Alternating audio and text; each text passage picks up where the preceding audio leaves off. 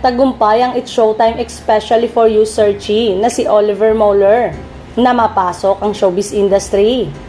Ayon kasi sa ulat na inilabas ng ABS-CBN News netong Miyerkules ng gabi, pumirma na raw ng kontrata si Oliver sa talent agency na Cornerstone Entertainment. Matatandang nag-trending si Oliver matapos siyang mapili ni Miss Universe Philippines 2023 Michelle D sa Especially for You bilang makakadate nito. Pero hindi doon natatapos ang pagiging sikat ni Oliver.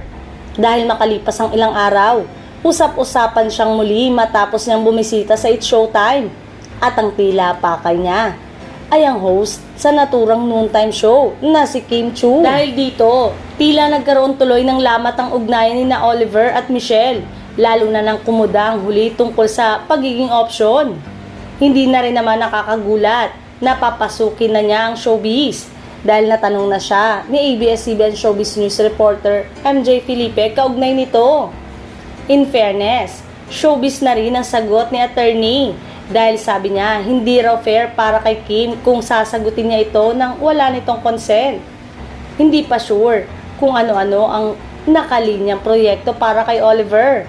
Pero natanong na nga siya sa media conference ng kanyang pagpirma kung sino-sino sa mga sikat na artista ngayon ang bet niya makatrabaho.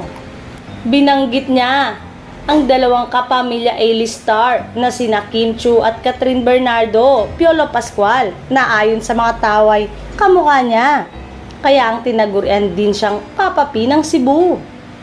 Handa rin si Oliver na sumabak sa acting o hosting workshop para sa bagong milestone na kanyang pinasukan.